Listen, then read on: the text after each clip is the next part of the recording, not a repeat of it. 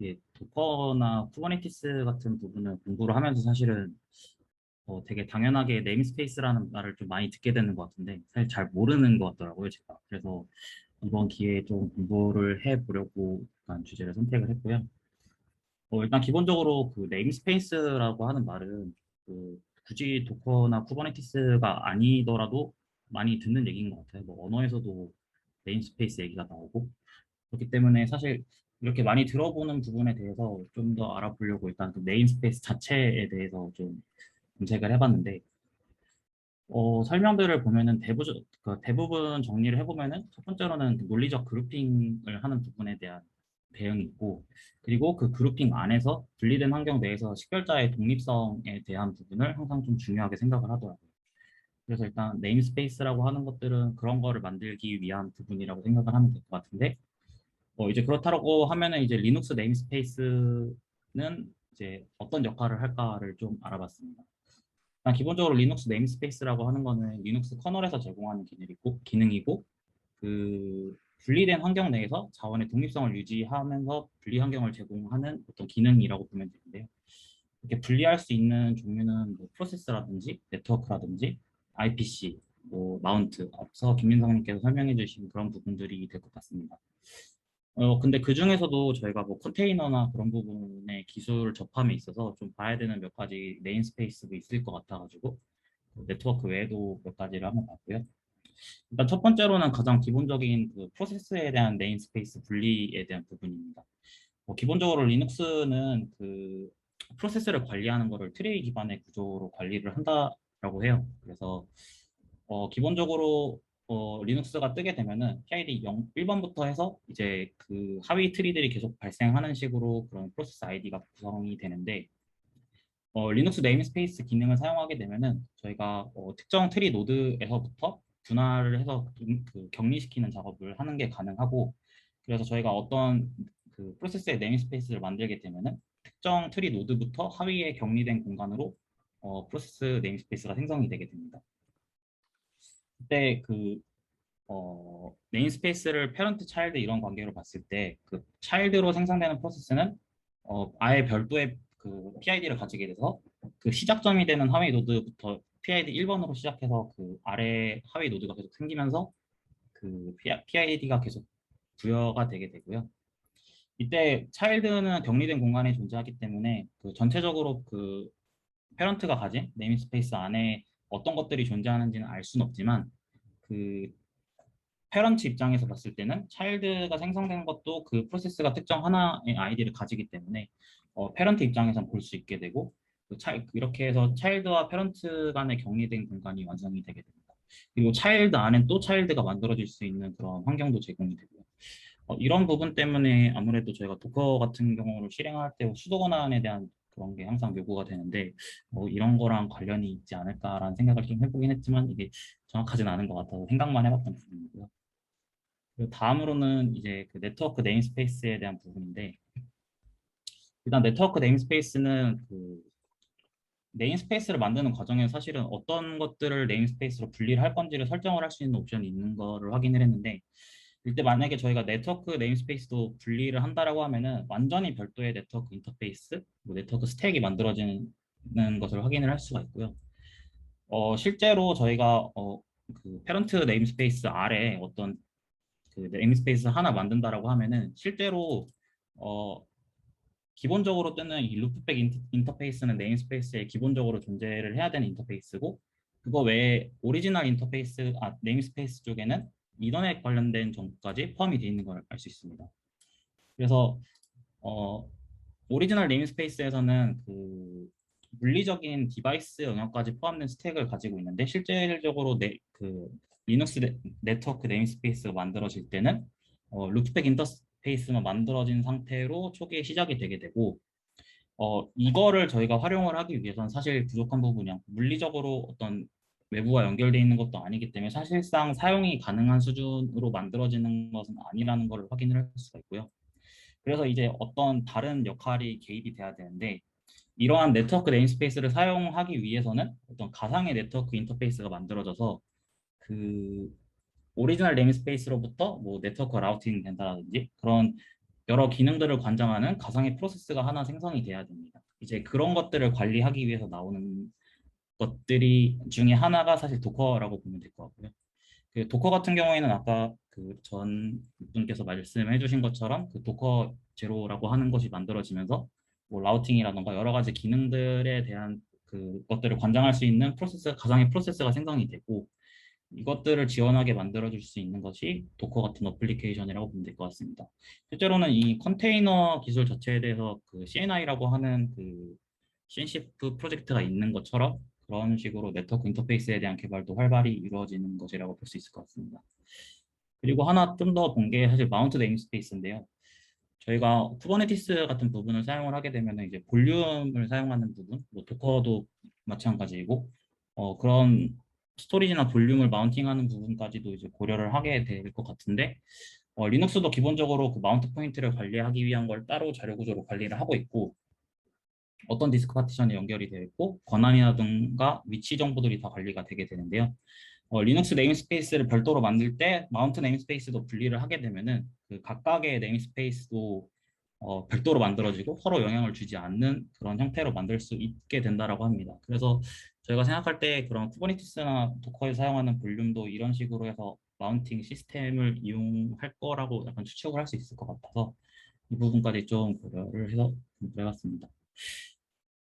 그래서 사실 이게 왜 그 격리하는 환경을 위해서 리눅스 네임스페이스를 활용을 할까를 좀 생각을 해보면, 저희가 어떤 격리라고 하는 거는 항상 약간 보안적인 이슈나 안정적인 측면이 가장 중요한 것 같은데요. 그리고 특히 이런 하드웨어 자체를 격리해서 사용한다는 거는 그 리소스를 유틸라이제이션 하는 것 자체도 관심이 큰 부분일 거고, 그래서 이 아이솔레이션을 어떻게 해야 되는가에 대해서 좀 고민을 해봐야 될 텐데 일반적으로 많이 알려진 대로 사실 VM이 가장 일반적이고 많이 알려진 과거부터 연구된 그런 분야라고 생각을 하는데요. 근데 VM 같은 경우에는 하드웨어 자체를 에뮬레이션 하는 거기 때문에 뭐 예를 들어서 서로 다른 VM이라고 하면은 서로 다른 OS를 들고 있다라고 하면은 각각이 아예 별도기 때문에 각각 되게 무거운 OS 이미지를 들고 떠야 되기 때문에 굉장히 무거운 상황이 발생할 수 있을 것 같은데 네임스페이스 같은 경우는 그 공통된 리눅스 커널의 기능을 공통으로 활용하면서 그 아이솔레이션을 제공하는 거기 때문에 훨씬 가벼운 장점이 있어서 컨테이너 기술에 대해서는 차용할 수밖에 없는 기술이었다라고 생각을 합니다. 그래서 도커가 자체가 가진 네트워크를 좀 보게 되면은 그런 가상의 네트워크 인터페이스가 아까 필요하다라고 했고 그 아까 도커제로라고 하는 그런 인터페이스가 만들어지면서 그 외에도 드라이버 같은 것들이 제공이 되는 것 같은데요. 그래서 유형이 이거 말고도 더 많지만 가장 간단하게 접근할 수 있는 거는 일단 브릿지 네트워크가 있고 브릿지 네트워크는 저희가 도커 네트워크에서 특정 브릿지를 생성을 한 다음에 서로 네트워크를 연결해주면은 서로 컨테이너 간의 통신을 지원해주는 그런 역할이라고 보면 될 것 같고 일반적으로 네트워크 쪽에서 브릿지 네트워크라고 하는 건 사실 약간 물리적인 디바이스를 얘기를 한다라고 하는데 도커에서는 그런 소프트웨어로 만들어 놓은 어떤 브릿지 네트워크 형태라고 보면 될 것 같고요. 그리고 호스트 그 드라이버 같은 경우에는 그 도커가 격리된 공간으로 네트워크를 아까 분리한다라고 네임스페이스를 통해서 분리한다라고 이렇게 알고 있는데 이제 이거를 격리를 풀고 오히려 호스트와 네트워크를 공유해서 사용을 하게 되고 뭐 포트 포워딩 같은 경우를 통해서 뭐 로컬호스트의 특정 포트에 노출시키는 방법 등에 활용을 할 수 있을 것 같습니다. 그리고 오버레이 네트워크라고 하는 것이 있는데 이거는 저희가 뒤에 도커 아키텍처를 얘기하면서 얘기하겠지만 도커 데몬이라는 것 자체가 하나가 존재할 수 있는 게 아니라 여러 개가 존재할 수 있기 때문에 그런 여러 도커 데몬이 존재하는 경우에 그 데몬 간의 통신, 도커 수험 같이 여러 그 하드웨어들을 하나로 묶어서 사용하는 그런 시스템이 등장한다라고 하면은 그간의 통신을 제공할 수 있는 어떤 인터페이스가 만들어져야 되고 그것들을 보통 오버레이 네트워크라고 하는 것 같습니다. 이게 쿠버네티스에서도 뭐 플라넬이나 이런 것들이 사실 오버레이 네트워크를 제공한다 뭐 이런 식으로 설명이 써 있어서 쿠버네티스에서도 그 등장할 수 있는 개념으로 받아들이고 있습니다. 리눅스 네임스페이스에 대해서는 간단하게 이 정도 정리를 했고요. 그리고 이제 다음으로 도커에 대한 부분인데, 단순히 도커 설치하는 부분도 중요하지만 도커 자체가 구성이 어떻게 되어 있는가에 대해서 좀 보려고 했는데요. 기본적으로 도커는 서버 클라이언트 아키텍처로 만들어진 시스템이라고 보면 될 것 같고, 기본적으로 구성 요소가 몇 가지가 있습니다. 먼저 도커 데몬이 존재를 하고, 도커 데몬은 저희가 뭐 API를 통해서 어떤 요청을 했을 때 그거를 받아들이고 그거에 맞는 처리를 담당하는 역할을 하고 있고요. 그 아래 도커 오브젝트라고 하는 것을 관리하고 서비스를 운영하는 다른 데몬, 도커 데몬이 아니더라도 다른 데몬과 통신하는 역할을 담당하는 게 도커 데몬의 역할입니다. 그리고 도커 클라이언트는 사실 저희라고 보면 될 것 같은데, 도커 CLI로 활용하는 저희가 도커 그 명령어를 통해서 접근하는 방법이 있고, 그거 외에도 뭐 도커 클라이언트를 통해서 뭐 파이썬이라든지 다른 쪽에서 사용하는 그런 것들도 있어서 그런 것들도 역시 API를 통해서 통신을 할 거고, 그런 방법을 통해서 도커 데몬이랑 통신하는 어떤 유저를 의미한다라고 보면 될 것 같습니다. 그리고 도커 레지스트리라고 하는 것이 존재하는데요. 저희가 도커 이미지를 만들거나 빌드하거나 뭐 어디서 당겨 오거나 그런 경우에 그 이미지를 저장하는 어떤 공간이 필요한데, 그거를 저장하는 공간이 도커 레지스트리고요. 저희가 뭐 도커 빌드를 하면 당연히 로컬에 저장되어 있는 이미지로 빌드가 될 거고, 그거를 저희가 도커 헙이나 그 AWS ECR 같은 어떤 저장소를 바라보고 도커 풀로 땡기는 방식으로 사용을 할 수 있습니다. 근데 여기서 사용되는 이미지는 보통 OCI라는 규격을 따라서 만들어진 이미지여야 하고, 그리고 도커뿐만 아니라 다른 플랫폼에서도 활용할 수 있는 이미지를 만들 수 있다고 생각하면 될 것 같습니다. 그리고 아까 말씀드린 도커 오브젝트를 관리한다라고 했는데, 도커 오브젝트는 크게 이미지와 컨테이너 이 두 가지로 보면 될 것 같고요. 도커 이미지는 그 컨테이너들의 구성 방법이 정의된 리드오니 템플릿으로 그 도커 파일로 정의된 그 어떤 그 인스트럭션들이 실행이 돼서 컨테이너가 구성이 되고, 이제 그 실행이 되면은 그걸 통해서 실행이 되는 어떤 그것들이 정의된 템플릿이라고 보면 될 것 같고요. 컨테이는 이제 이미지를 통해서 어떤 인스턴스화해서 실행 가능한 형태로 바뀐 형태라고 보면 될 것 같고, 아까 말씀해주신 CRUD 같은 오퍼레이션 통해서 그 클라이언트 요청에 따라 수행하게 되는 어떤 대상이라고 보면 될 것 같습니다. 그리고 도커 데스크탑 같은 경우에는 그 앞에 설명드린 건 사실 기본적인 도커 엔진에 대한 설명이고, 도커 데스크탑은 그 클라이언트가 도커나 그런 기타 생태계 등을 사용하기 편하게 만들도록 만든 어떤 어플리케이션이라고 보면 될 것 같고, 말씀 주신 대로 사실 오픈 소스가 아니기 때문에 현재 유료라서 그 기업형 인원들에게는 사실 비용을 지불해야 되는 이슈가 발생을 하는, 네, 그런 상황입니다. 그 안에 모든 게 다 패키징이 되어 있기 때문에 도커 데몬이나 도커 CLI 같은 부분이 모두 패키징 되어 있어서 한 번에 설치가 가능하게 됩니다. 그리고 제가 뭐 윈도우 PC나 이게 다른 게 존재하지 않아서 저는 맥에 대한 부분을 좀 정리를 했는데, 기본적으로 이게 리눅스 커널을 사용하기 때문에 리눅스 OS에서 설치하는 경우는 좀 복잡하지 않을 수가 있다라고 생각하는데, 맥 OS는 사실 그 호스트 OS에 바로 접근을 할 수가 없어서 리눅스 VM을 또 따로 띄워야 되는 좀 번거로움이 있고, 그 VM을 띄우기 위해서 사실 하이퍼바이저가 필요하고 그 위에서 도커를 실행해야 되는 상황인데요. 이거를 저희가 도커 데스크탑을 이용할 수 있는 상황에서는 되게 좀 간단하게 해결할 수 있는 문제였는데, 이게 유료화되면서 그 도커 엔진만을 설치하는 경우는 좀 따로 과정이 좀 필요하고요.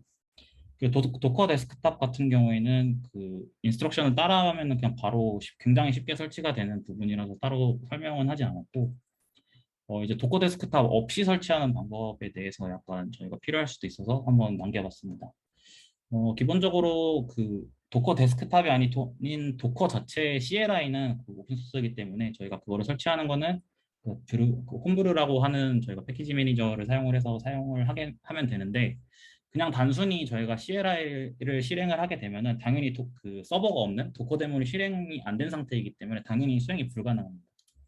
그렇기 때문에 도커 데모는 실행을 해야 되는데, 아까 말씀드렸듯이 저희가 하이퍼바이저를 통해서 VM을 띄워야 되고 그 위에 어떤 도커 엔진을 올려야 되는 거기 때문에 그 맥에서 사용 가능한 하이퍼킷이라는 것과, 그리고 나중에 또 뒤에 나오겠지만 미니큐브라고 하는 굉장히 가벼운 그 쿠버네티스 시스템 같은 거를 플랫폼으로 활용을 해서 그 도커 엔진을 실행을 하게 됩니다.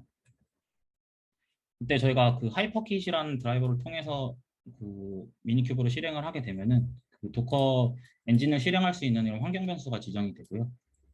그래서 이 인스트럭션이 나온 대로 그 미니큐브에다가 도커 인바이러먼트 변수를 붙여주고 나서 이제 실행을 하게 되면은 도커 이미지가 정상적으로 조회가 되는 것을 확인을 할 수가 있습니다. 그리고 사실 그 뒤에 그 앞에 김민성께서 많이 말씀해 주신 CLI 부분이랑 이 부분은 사실 제가 정리를 해도 그 다큐멘테이션보다 잘 그 약간 정리할 자신이 없어서 그 부분보다는 그 뒤에 라이트웨이트, 그러니까 가벼운 이미지를 만드는 쪽에 좀 더 집중을 해서 보려고 그 이 부분을 정리를 했고요. 이게 도커를 실제로 사용을 하다, 그러니까 도커 이미지를 뭔가 빌드를 하다 보면 실제로 엄청 무겁다라고 느끼는 경우가 좀 발생을 하는 것 같아요. 저도 과거에 한번 봤던 거는 뭐 자바로 어떤 이미지를 빌드했을 때 10기가 넘어가는 어떤 이미지 본 적도 있고 이거를 약간 이렇게 하는 게 맞나 약간 싶은 그런 것도 있었는데 그리고 최근에 약간 일을 하면서 저는 약간 데이터 쪽 업무를 하고 있어서 아파치 에어플로우라고 하는 오픈소스를 좀 보고 있는데요. 그거를 통해서 좀 빌드할 일이 있어가지고 오픈소스 도크 파일을 보는데 마지막 쪽에 이런 설명이 좀 붙어 있더라고요. 그 에어플로우 이미지를 가볍게 만들기 위해서 어떤 것들을 하고 있다라고 이렇게 적어 놓은 것을 봤는데 그래서 이거를 하려고 하면은 어떻게 해야 되는지를 좀 이제 보려고 아래 부분을 정리를 해봤습니다. 기본적으로 첫 번째는 그 도커 파일의 이미지를 작성을 할 때 가장 가벼운 베이스 이미지를 사용하는 게 가장 좋다라고 일반적으로 말합니다. 저희가 사용하는 언어는 되게 다양하고 자바나 파이썬 쓰실 수도 있고 고를 쓰실 수도 있고 다양할 것 같은데요. 그런 경우 이제 예를 들어서 저희가 그냥 어떤 컴퓨터를 하나 산다라고 하면은 저희가 필요하지 않은 것들 설치되어 있듯이 다른 그런 이미지도 비슷할 텐데 그런 유전성 패키지를 최소화해서 가볍게 만들어 놓은 베이스 이미지를 사실은 배포를 하고 있고요. 뭐 유명한 것 중에는 알파인 리눅스가 존재를 할 것 같고 저는 파이썬을 좀 많이 쓰는 편이어서 파이썬 같은 경우에는 슬림 버전으로 따로 이렇게 제공이 되는 경우가 있습니다. 그래서 이거를 보시게 되면 리눅스 같은 경우에는 저희가 뭐 많이 쓰는 우분투 기준으로 비교했을 때 우분투 18.04 버전에 대해서 어떤 이미지와 알파인 리눅스를 비교를 하게 되면 사이즈가 실제로 굉장히 많이 차이가 나는 것을 볼 수가 있고요. 그리고 파이썬 같은 경우에는 별도의 슬림 버전을 제공을 하고 이 뒤에 것들은 사실 그 리눅스 그 디스트로 버전의 이름을 따라가는 부분이긴 한데 실제로 슬림 버전이랑 그냥 일반 파이썬 버전이랑 사이즈를 비교를 하게 되면 거의 8배 가까이 차이가 나는 것을 볼 수가 있습니다. 그래서 실제로 그 아파치 에어플로우 쪽의 도커 파일을 보게 되면은 그 슬림 버전의 베이스 이미지를 사용을 하고 있다는 것을 확인을 할 수가 있고요. 그리고 또 다른 방법으로는 최근에서는 그 구글 쪽에서 컨테이너 유틸 쪽 제공하는 부분에 그 디스트로레스라고 하는 이미지를 제공을 하는데요.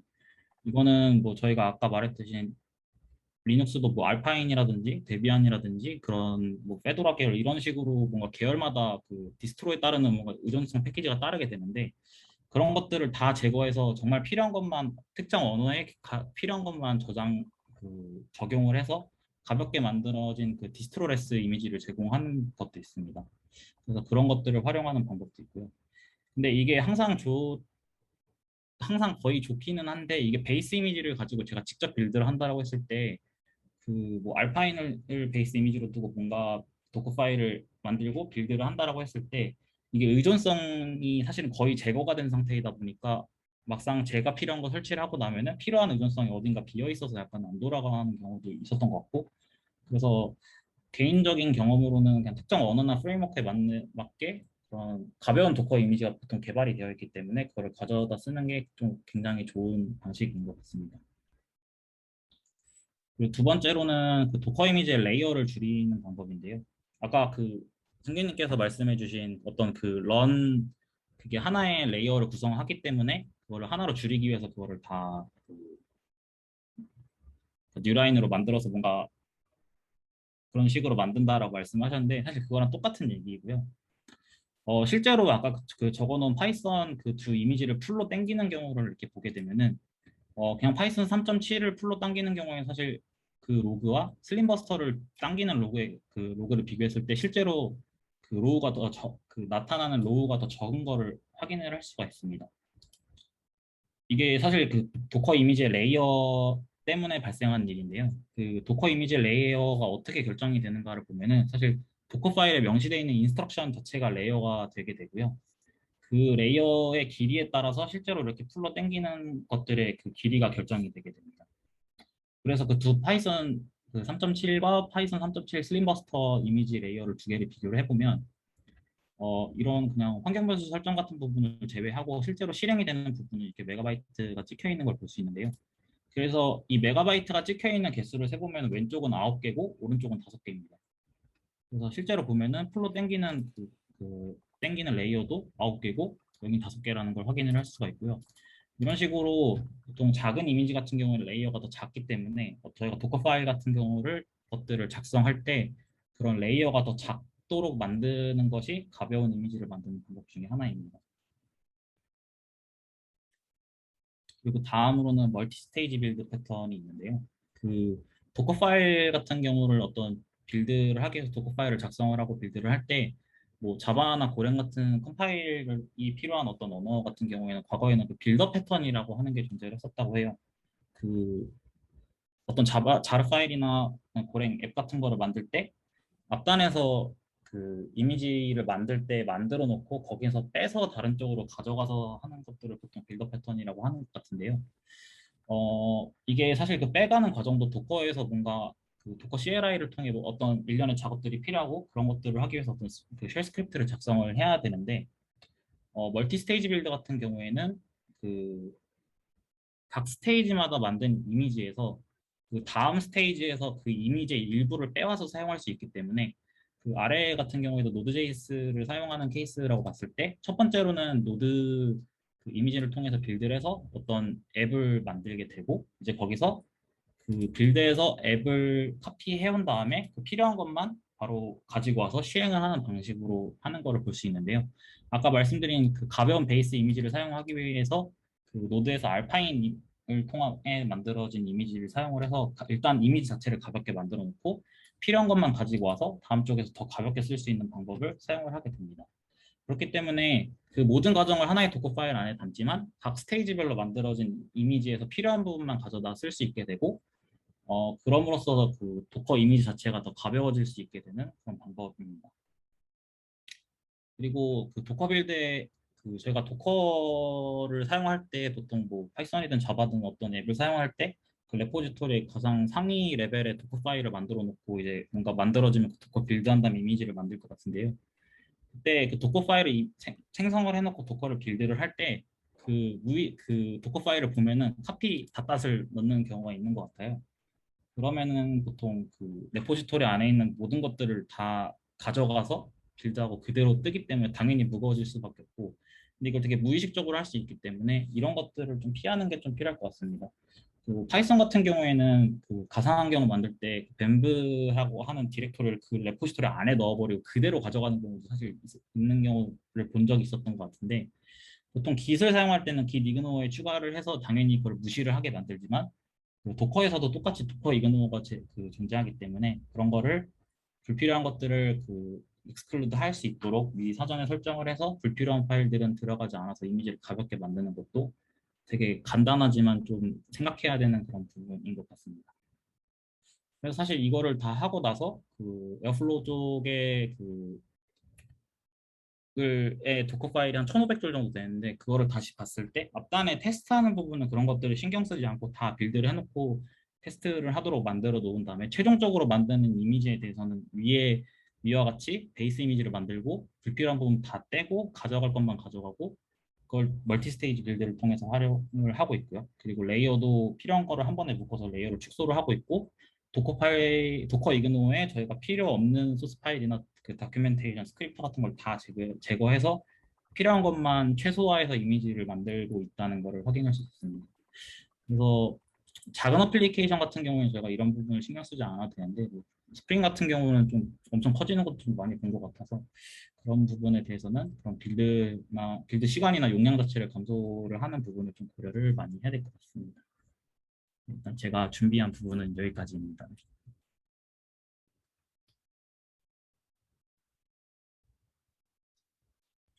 네. 허승민님 수고하셨습니다. 혹시 질문 있으실까요? 다른 분들? 어, 질문이 없으면 오늘 그 발표를 네. 이선호 님이 멀티 스테이지 빌드에 대해서 좀 더 자세히 설명해 주실 수 있나요? 라고 말씀하셨어요. 잠시만요.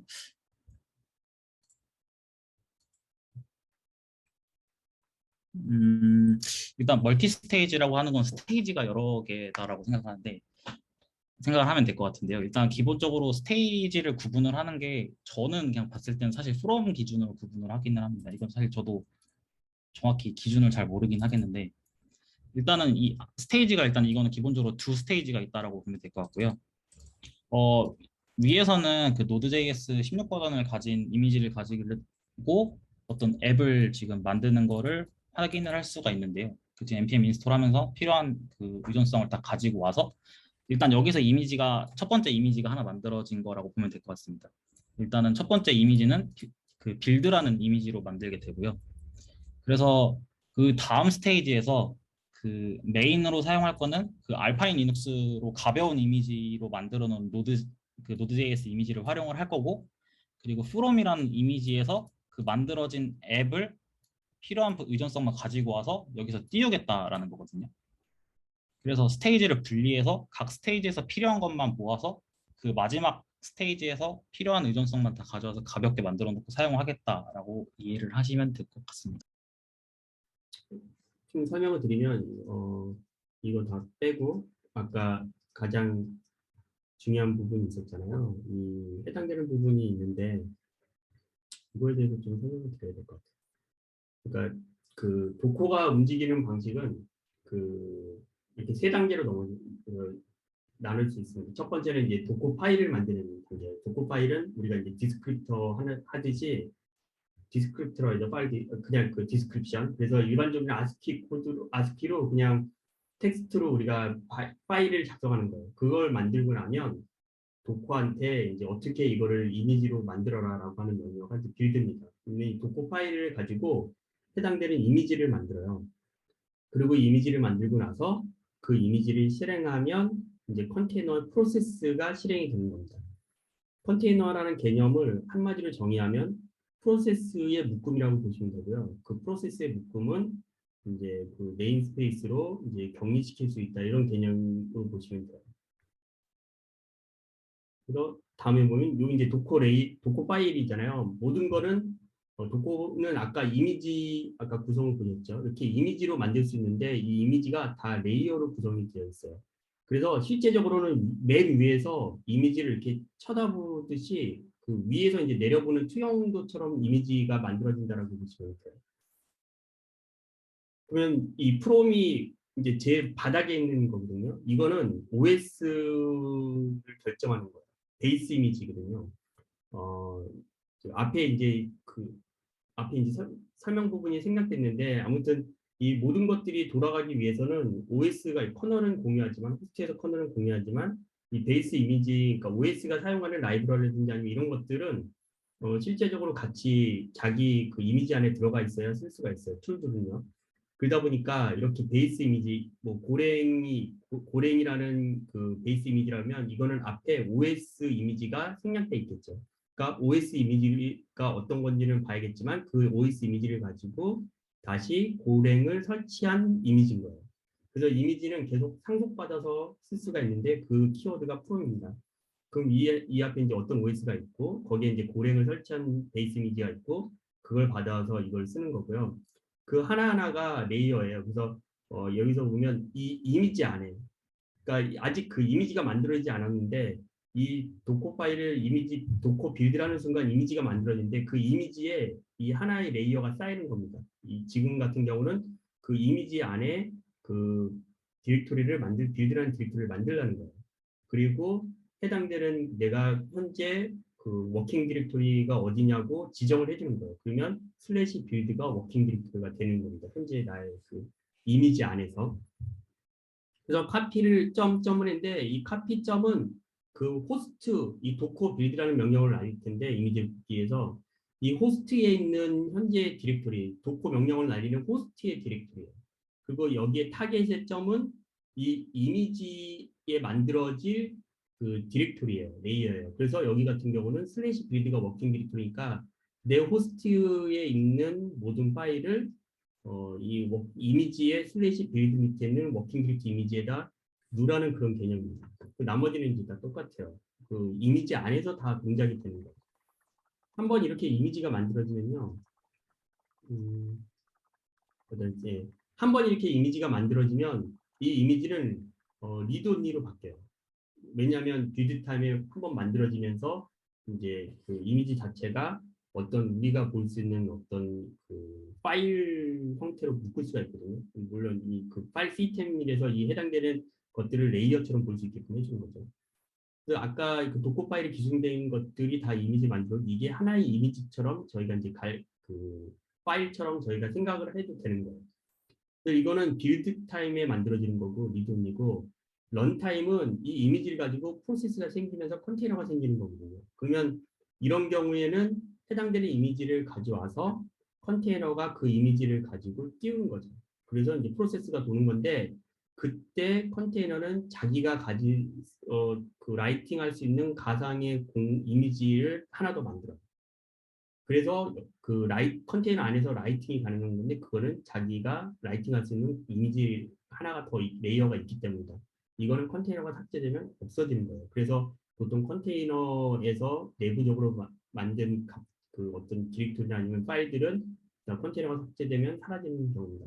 이렇게 이미지를 가져와서 자기가 컨테이너를 만들기 때문에 프로세스를 만들기 때문에 이거를 카피 온 라이트라고 해요. 그러니까 이 해당되는 이미지를 가지고 오고 그 다음에 내가 거기다가 이제 라이팅을 할 수 있는 그 영역을 만들어서 이제 컨테이너를 띄우기 때문에 그렇게 하면 이렇게 레디스 같은 걸 그 이미지를 다운받잖아요. 그럼 이런 레이어가 쭉쭉쭉 나옵니다.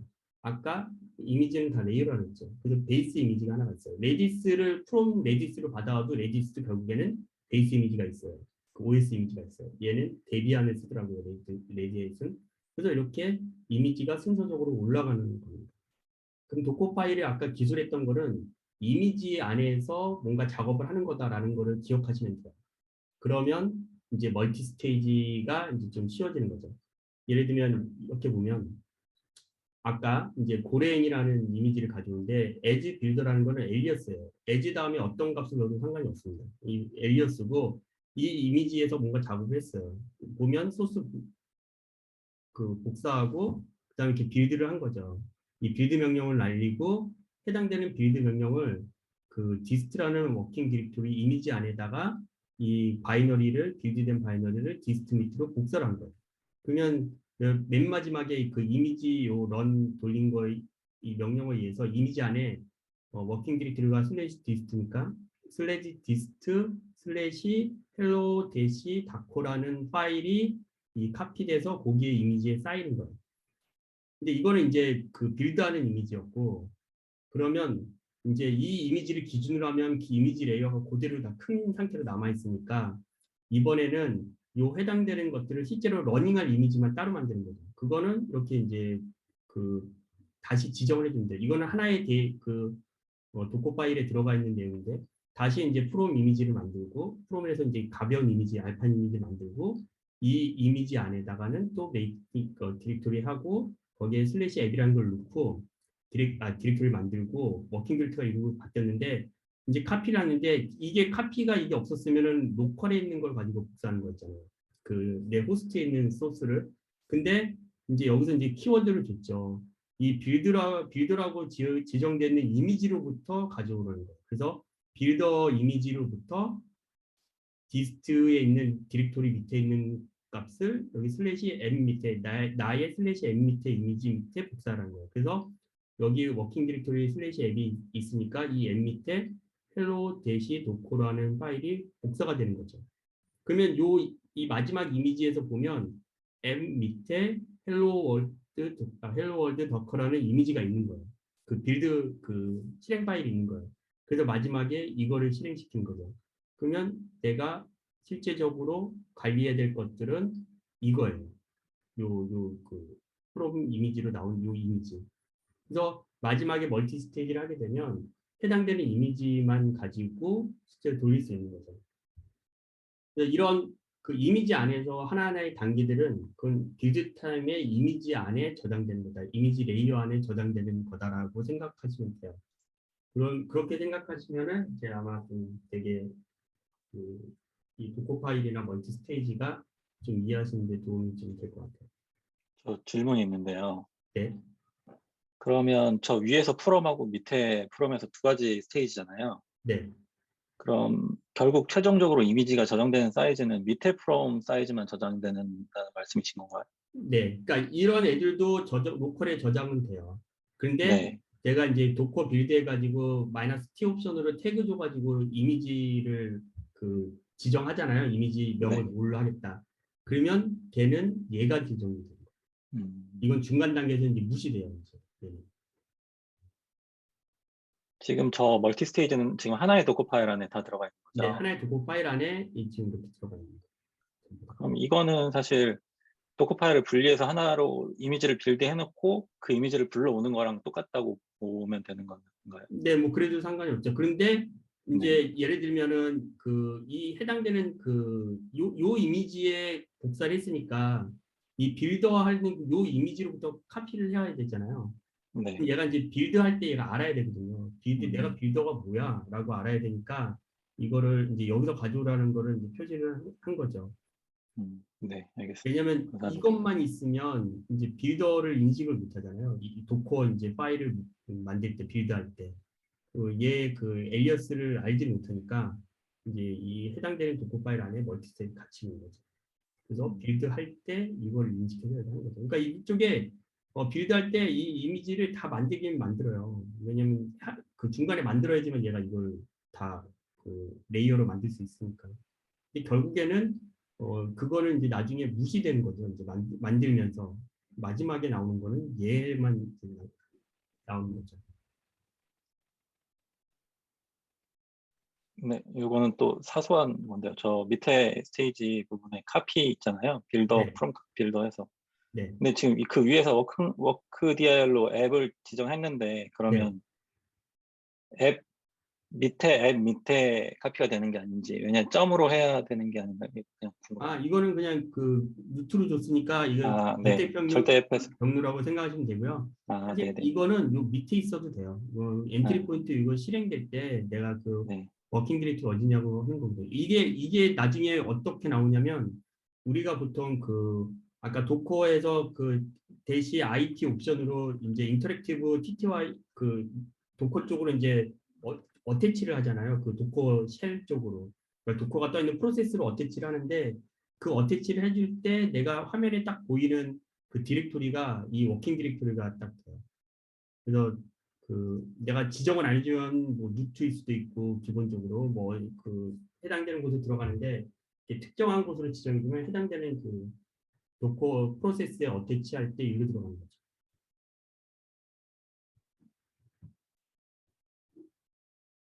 저 다른 질문 좀 해도 될까요? 네, 네, 정재윤입니다. 위쪽에서는 저 고랭 1.16.3이라는 어떤 특정 리눅스 버전 위에 고랭이 뭐 컴파일러 빌드할 수 있는 환경에 좀 풀셋의 어떤 이미지를 가지고 멀티 스테이지로 아래쪽에서는 알파임이라는 가벼운 리눅스 이미지 위에서 위쪽에서 만든 저 헬로 월드라는 바이너리를 아래쪽에 이제 카피해가지고 네, 가벼운 리눅스 위에 우리가 어떤 배포한 그런 바이너리 파일을 실행할 수 있는 거를 아래쪽에서 배포할 수 있는 가벼운 이미지를 만드는 것 같은데요. 네. 그러면 윗단에서 저 만든 형태는 고랭의 특정 어떤 컴파일러 버전의 특정 런타임 어떤 실행한 엔바이러먼트의 환경들이 있을 것 같은데 그게 네. 아래쪽에서 저 헬로월드가 실행된다는 게 디펜던시가 보장이 되는 건가요? 그래서 이게 이런 이제 컴파일되는 옵션들은 어떤 내용이 있냐면 다이나믹 링크라는 게 있어요. 그러니까 이 컴파일된 이미지에 모든 사용하는 라이브러리들 있잖아요. 그 라이브러리들이 해당되는 곳에 마지막에 빌드된 바이너리 이미지에 포함될 것인지 아니면 OS에 설치되어 있는 특정 라이브러리 영역에 있는 거를 링킹해서 쓸 것인지 이제 결정을 하는데 여기서 같은 경우는 특정한 옵션을 안 주면은 이제 얘가 이제 요 CGO 이네블드를 줬잖아요. 그러니까 해당되는 부분들에 있어서 링크 이미지를 정확하게 기억이 안 나는데 링크 이미지를 아마 쓰겠다는 이미지일 거예요. 그래서 링크 이미지를 쓰려면은 그 다음에 이제 이 바이너리가 실행되는 곳에서는 해당되는 링크 이미지가 있어야 되거든요. 지정되는 OS의 특별한 그 경로에. 그래서 고에서 사용하는 공통 이미지 라이브러리들이 있는데 그 라이브러리들을 쓰기 때문에 그 라이브러리들은 사실은 그 어떤 그 고랭의 큰 그 버전에 아주 큰 차이를 갖지 않죠. 무조건 물론 이제 차이가 있을 수 있어요. 말씀하신 대로 컴파일 되고 나서 실행 파일이 돌아갈 때 어떻게 링크 이미지가 어떤 거냐에 따라서 버전을 찾을 수 있는데 예를 들어서 스태틱으로 완전히 다 만들었다. 그래서 모든 바이너리가 다 포함된 이미지가 돈다 그러면 그때는 이제 고랭이라는 게 자체가 필요가 없는 거잖아요. 그럼 그렇게 만들면은 그냥 알파인을 쓰면 돼요. 왜냐면 그 아, 이미지 네. 자체가 돌아가니까. 예. 아, 네. 위쪽 아래쪽에서도 고랭 알파인을 썼고, 근데 만약에 스태틱하게 만들면 그렇게 해서 알파인을 써도 예, 되겠네요. 그쵸. 예, 예. 링크 네. 이미지가 다 포함되어 있으니까. 바이너리. 아, 네. 감사합니다. 네.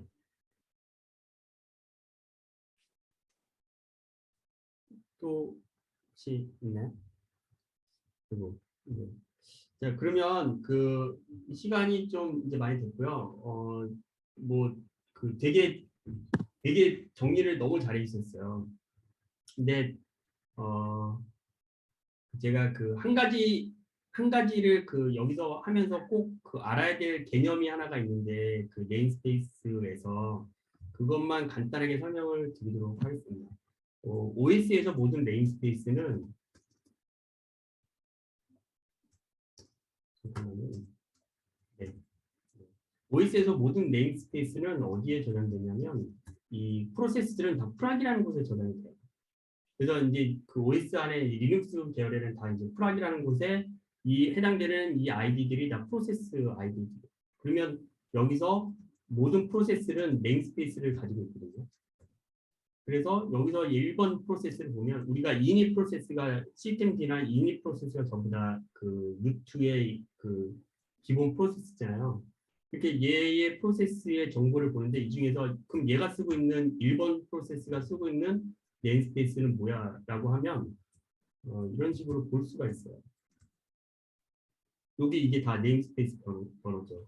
그러니까 모든 OS에는 1번 프로세스가 쓰고 있는 네임스페이스가 있습니다. 그 네임스페이스가 디폴트 네임스페이스예요. 번호가 뭐가 될지는 모르겠지만 아무튼 각각의 그 네임스페이스들을 1번 프로세스에 쓰는 애들이 있습니다. 그래서 그 해당되는 네임스페이스를 가지고 이제 그 다른 프로세스들도 기본적으로 상속을 받아요. 네임스페이스를 새로 만들지 않는다면. 그러니까 우리가 지금 막 그 리눅스 들어가가지고 막 프로그램 돌리고 뭐 명령어 날리고 하는 것들은 전부 다 이닛 프로세스가 가지고 있는 네임스페이스를 상속받은 거예요. 에코 달러 표시하면 지금 현재 내가 쓰고 있는 배시 프로세스의 그 프로세스 아이디가 나오거든요. 그러면 이걸 가지고 볼 수가 있습니다. 리스트 네임스페이스 해가지고 예를 들면 아까 1번을 보겠다 그러면 여기 네임스페이스 번호가 나오죠. PID 네임스페이스는 디폴트는 이거고 나오는데 제가 만약에 네임스페이스를 이 배시 프로그램을 보겠다 그러면 내가 현재 이 배시 쓰고 있는 것 자체는 프로세스거든요. 얘 프로그램 보면 얘가 이렇게 똑같아요. 이 1번 프로세스 쓰는 거와 똑같아요. 이 말은 뭐냐면 프로세스가 네임스페이스를 새로 만들지 않으면은 무조건 디폴트 1번 프로세스가 사용하고 있는 기본 프로세스 네임스페이스를 사용하게 되어 있습니다.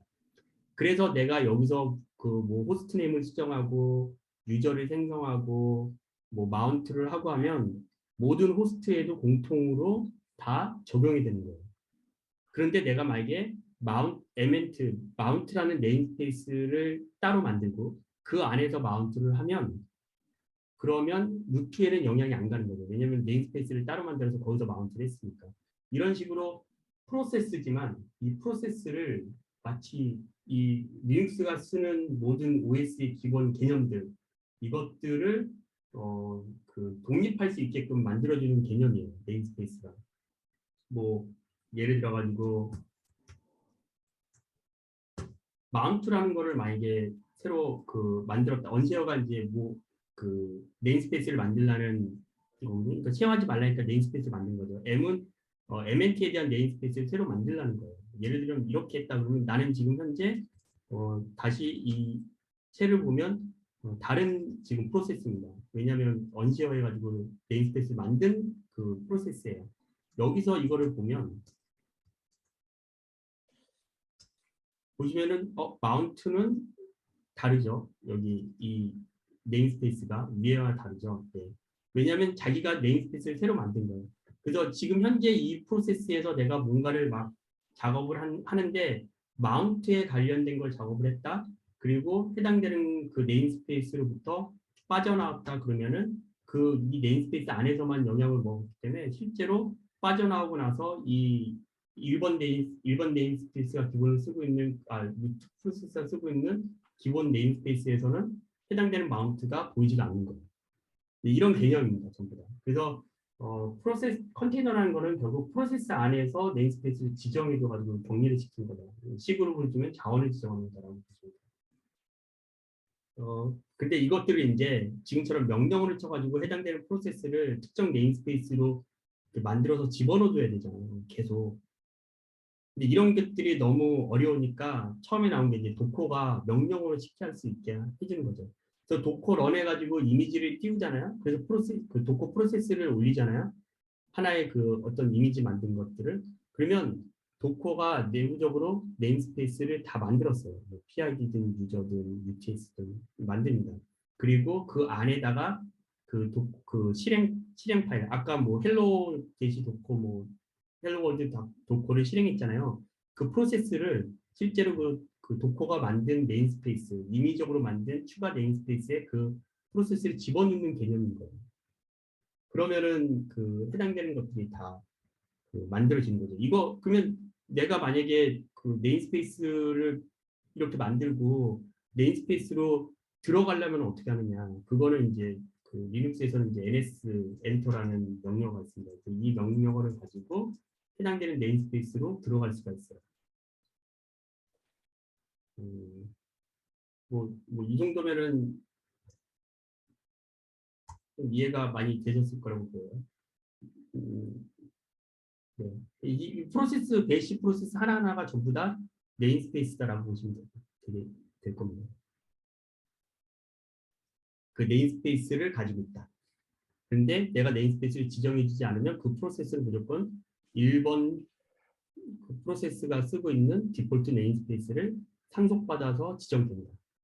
그래서 내가 만약에 권한이 있어서 수정을 하면 그건 전부 다 호스트 전체 디폴트 네임스페이스에 다 적용이 된다라고 보시면